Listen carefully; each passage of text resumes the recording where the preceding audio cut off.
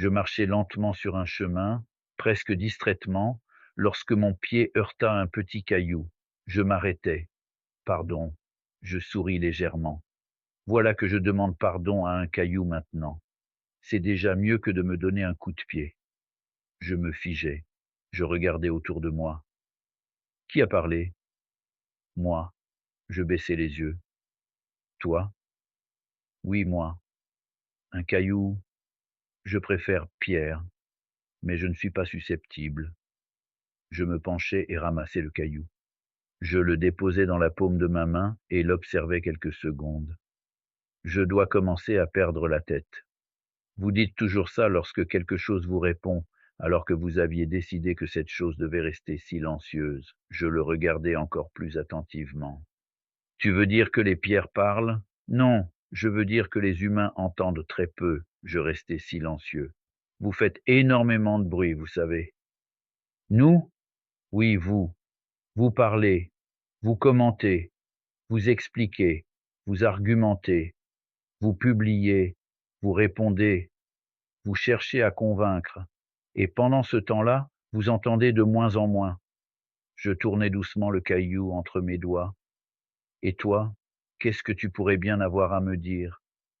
Déjà, que tu es pressé. Pressé? Toujours? Même quand tu dis que tu prends ton temps. Vous mesurez votre existence en minutes, en heures, en anniversaires. Vous comptez les années comme si elles vous appartenaient. Moi, je ne compte rien. C'est facile pour toi. Tu ne vieillis pas. Quelle étrange idée. Bien sûr que je vieillis. Seulement, tu ne vis pas assez longtemps pour le voir. Cette phrase me fit sourire, mais elle me troubla aussi. Tu me crois immobile parce que ton existence est trop courte pour observer mes voyages. J'ai peut-être été montagne, j'ai peut-être été falaise, j'ai été brisé, déplacé, roulé par l'eau, brûlé par le soleil, gelé pendant des milliers d'hivers, et aujourd'hui, je tiens dans ta main. Je regardais le petit caillou autrement. Des milliers d'années, peut-être beaucoup plus. Il marqua une pause.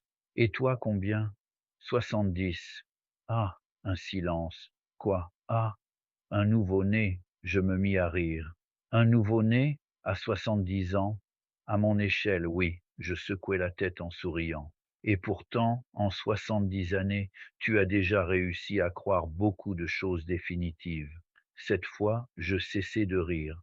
Comme quoi, que certaines personnes seraient toujours là, que certaines blessures ne partiraient jamais, que certaines convictions étaient des vérités, que certaines choses étaient importantes. Puis le temps est passé, et ce qui paraissait immense est devenu minuscule. Je m'assis au bord du chemin.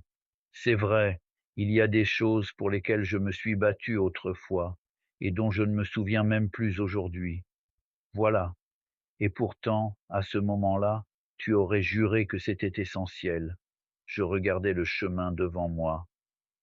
Nous sommes peut-être ridicules, parfois, mais surtout très jeunes.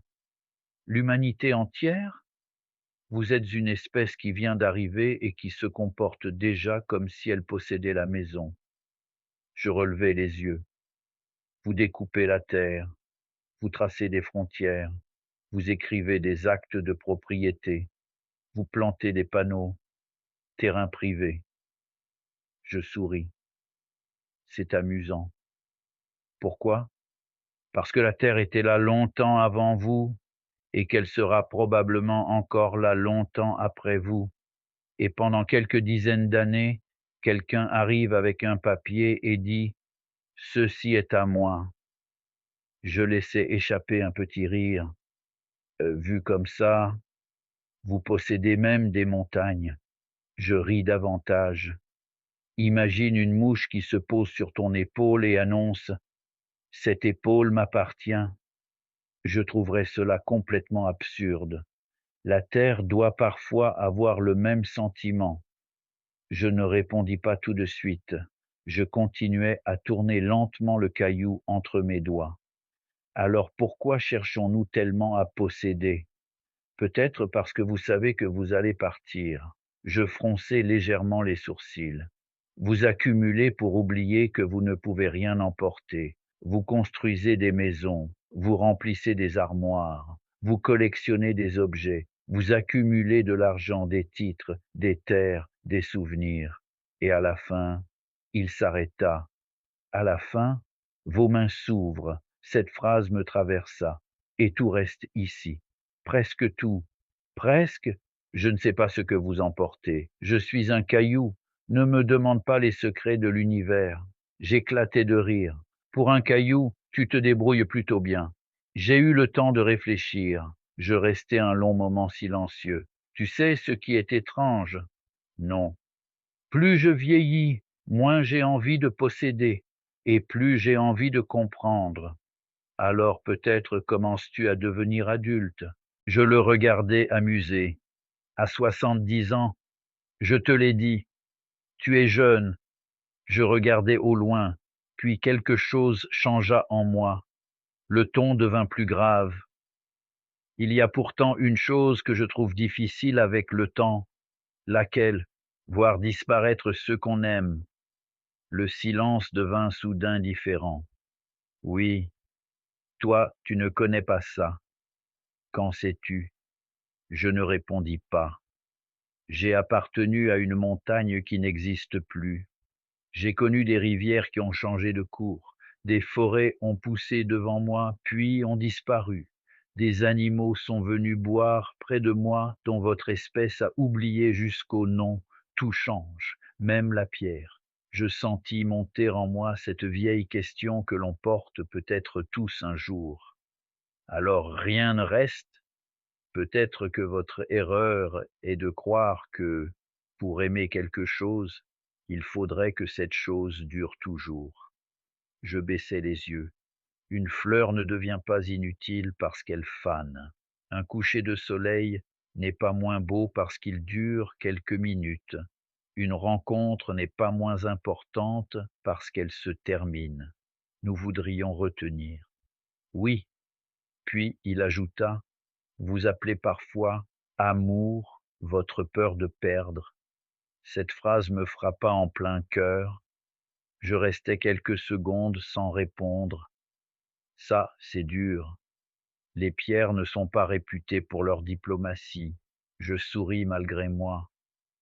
Aimer serait peut-être simplement pouvoir dire je suis heureux que tu aies existé dans ma vie, sans exiger que l'existence signe un contrat de permanence. Je regardais longuement le caillou posé dans ma main. Et toi, qu'est-ce que tu attends de la vie? Rien, rien, c'est reposant. Je ris légèrement. Je ne cherche pas à devenir un meilleur caillou. Je n'ai pas acheté de formation pour développer mon potentiel minéral. Je ne manifeste pas l'abondance. Je ne fais pas de tableau de visualisation pour devenir montagne. Cette fois, je ris franchement. Tu te moques de nous, un peu, puis il ajouta simplement, je suis là, le soleil me chauffe, la pluie me mouille, quelqu'un me déplace, un enfant me ramasse, un jour, peut-être, je retournerai à la poussière, et cela suffit. Je laissai cette phrase entrer en moi. Cela suffit. Vous devriez essayer cette phrase de temps en temps. Laquelle? Cela suffit. Il y eut un silence, pas comme une résignation, comme une délivrance. Je l'écoutais. Je suis là. Je respire. J'aime. Je regarde le ciel. Cela suffit. Je fermai doucement la main autour du caillou. Je crois que je vais te garder. Ah non. Je rouvris la main, surpris. Pourquoi? Nous venons de parler pendant 10 minutes de votre obsession de posséder, et la première chose que tu veux faire, c'est me mettre dans ta poche. Je restai un instant interdit. Puis j'éclatai de rire. Tu as raison. Je me penchai et déposai doucement le caillou exactement là où je l'avais trouvé. Alors je te laisse ici. Tu ne me laisses pas ici. Je m'arrêtai. Comment ça? J'étais ici avant toi. C'est toi qui repars. Je restai quelques secondes à le regarder. Puis je me relevai et repris lentement mon chemin. Après quelques pas, quelque chose me poussa à me retourner. Le petit caillou était toujours là, évidemment. Merci. Il n'y eut d'abord que le silence. Je repris ma marche. Puis, derrière moi, presque imperceptiblement, j'entendis: «De rien, nouveau-né». Je souris et je continuai mon chemin. Plus tard, je me suis demandé si j'avais réellement entendu parler ce caillou. Mais finalement, cela avait-il vraiment de l'importance? Peut-être que devenir sage ne consiste pas à accumuler davantage de réponses. Peut-être qu'un jour, après avoir couru, possédé, défendu, expliqué, jugé et voulu avoir raison, nous découvrons simplement que nous étions de passage, quelques années entre deux éternités, et qu'entre notre arrivée et notre départ, la seule véritable question était peut-être celle-ci: qu'avons-nous fait du peu de temps qui nous avait été confié?